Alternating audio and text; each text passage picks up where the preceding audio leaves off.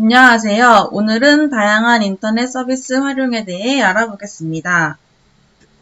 사례, 활동, 내용, 정리 순서대로 하겠습니다. 먼저 사례 보면서 알아볼게요. 직장인 L씨는 출근하자마자 이메일로 일정을 확인하고 필요한 정보는 웹하드에 저장하며 메신저를 통해 직장 동료와 회의를 합니다.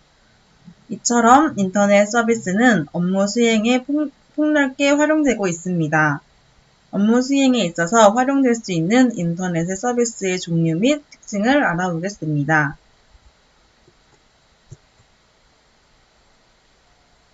최근 인터넷은 우리의 삶 속에서 차지하는 비중이 커지고 있습니다. 대부분의 직장인들은 업무 수행을 위해 컴퓨터를 활용하고 있죠. 그러나 인터넷 서비스를 제대로 활용하지 못하면 컴퓨터의 사용 범위는 제한적일 수밖에 없습니다. 인터넷 서비스는 전자우편, 웹하드, 메신저 등 이루 헤아릴 수 없을 정도로 많습니다. 다양한 인터넷 서비스가 어떻게 활용되고 있는지 다음 내용을 살펴보겠습니다. 전자우편 서비스, 인터넷 웹하드, 메신저 등이 있죠. 활동입니다.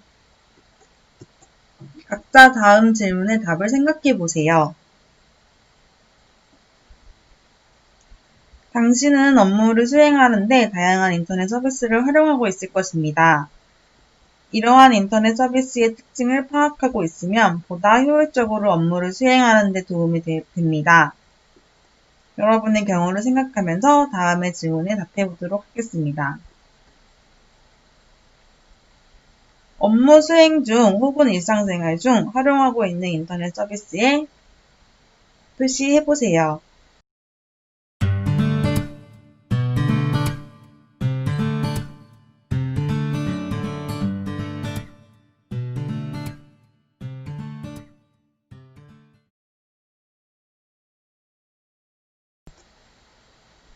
2번 업무 수행 중 전자우편을 활용하는 경우를 적어보세요.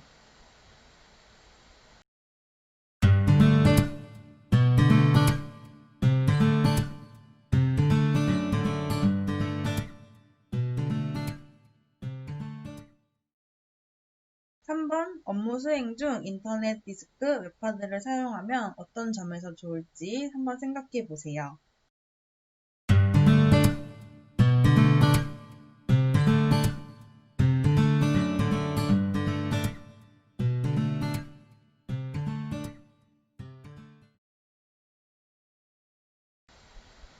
(4번) 메신저 프로그램의 특징에는 어떠한 것이 있을지 한번 생각해 보겠습니다.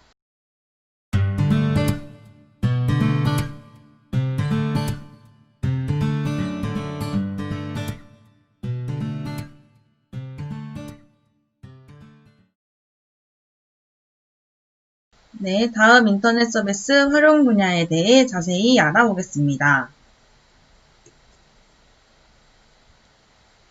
최근 우리의 일상생활과 인터넷 서비스는 뗄래야 뗄 수 없게 되었습니다. 우리가 업무생활 혹은 일상생활 속에서 활용하고 있는 인터넷 서비스는 전자우편 이메일 서비스, 웹메일 서비스, 인터넷 디스크, 웹하드, 전자상거래 등 매우 다양합니다. 첫 번째, 전자우편 서비스에 대해 알아보겠습니다. 전자우편은 정보통신망을 이용하여 다른 사용자들과 편지나 여러 정보를 주고받는 통신 방법을 말합니다. 전자우편은 편지나 정보를 주고받는다는 점에서 일반 우편과 유사한데요. 하지만 일반 우편은 사람에 의해 전달되지만 전자우편은 정보통신망을 통하여 전달되므로 빠르고 정확하게 전달될 수 있습니다. 전자우편을 이용하려면 통신망 회사에서 회원으로 가입하여 유료로 전자우편을 이용하거나 인터넷에 무료로 전자우편을 이용할 수 있게 해주는 웹사이트에 가입하여 이용할 수 있습니다. 이 밖에도 회사나 학교 같은 기관에서 제공하는 전자우편 시스템의 계정을 만들어 전자우편을 이용할 수 있습니다. 전자우편의 주소는 일반 우편의 주소와 비슷합니다. 전자우편의 주소는 3개의 기본 요소를 가지고 있는데요. 이름과 골뱅이 그리고 도메인 이름입니다. 이름은 사용자가 메일 서버에서 로그인할 때 사용하는 아이디를 의미합니다. 그리고 도메인 이름은 메일 서버의 도메인 이름을 나타냅니다. 사용자 아이디가 게스트 도메인 이름이 대한.hs.kr인 사용자가 있다면 이 사람의 인터넷 전자우편 주소는 게스트 대한.hs.kr이 되겠죠? 두 번째, 인터넷 디스크 웹하드에 대해서 알아보겠습니다. 인터넷 디스크란 웹서버의 대용량의 저장 기능을 갖추고 사용자가 개인용 컴퓨터의 하드디스크와 같은 기능을 인터넷을 통하여 이용할 수 있게 하는 서비스를 말합니다.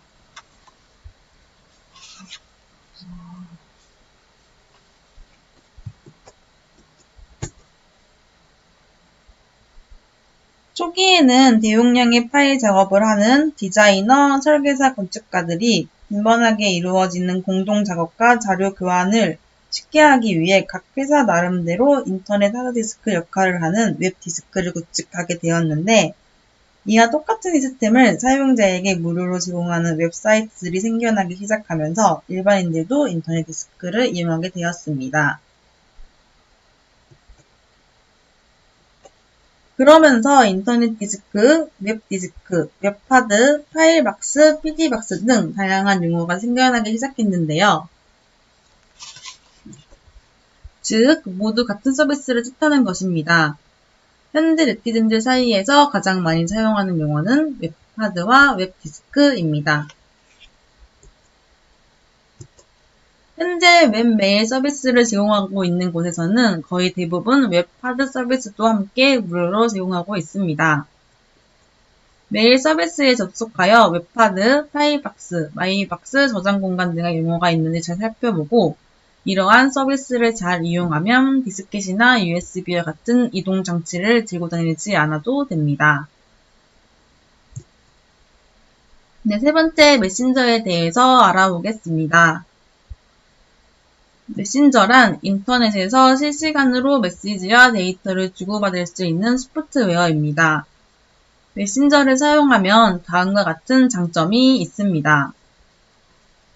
첫째, 메신저를 사용하면 인터넷에 접속해 있는지를 확인할 수 있으므로 응답이 즉시 이루어져 이메일보다 훨씬 속도가 빠릅니다. 둘째, 컴퓨터로 작업을 하면서 메시지를 주고받을 수 있습니다. 셋째, 여러 사람들과의 채팅과 음성 채팅도 지원하며 대용량의 동영상, 파일은 물론 이동전화의 문자 메시지도 보낼 수 있습니다. 넷째, 뉴스나 증권, 음악 정보 등의 서비스도 제공받을 수 있습니다. 메신저는 프로그램을 갖춘 사이트에 접속하여 회원으로 등록한 뒤 해당 프로그램을 다운받아 컴퓨터에 설치하면 사용하면 됩니다.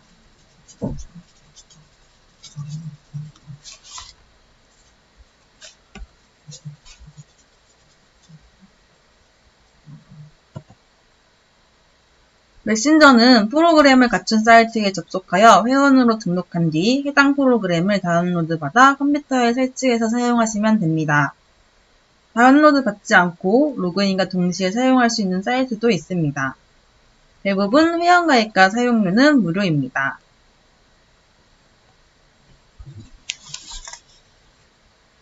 네 번째, 인터넷을 통한 물건 사고팔기, 전자상거래에 대해 알아보겠습니다. 좁은 뜻으로의 전자상거래란 인터넷이라는 전자적인 매체를 통하여 상품을 사고팔거나 재화나 용역을 거래하는 사이버 비즈니스를 뜻합니다. 넓은 뜻으로의 전자상거래는 소비자와의 거래뿐만 아니라 거래와 관련된 공급자, 금융기관, 정부기관, 운송기관 등과 같이 거래에 관련되는 모든 기관과의 관련 행위를 포함하는 뜻입니다. 거래되는 상품에는 전자부품, 컴퓨터, 의류, 책 등과 같은 물리적인 상품이 있고 주식 정보, mp3 파일, 이북, 보험, 재테크, 소프트웨어 등과 같은 디지털 상품이 있습니다. 마지막으로 오늘 배운 내용 정리해 볼게요. 업무 수행 중에 활용하고 있는 인터넷 서비스를 적어보고 각각의 인터넷 서비스의 특징을 적어보도록 하겠습니다.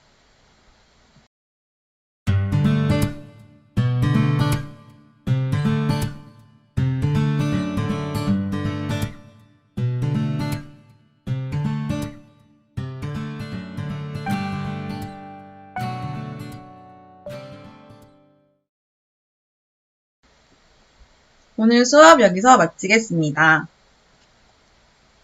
감사합니다.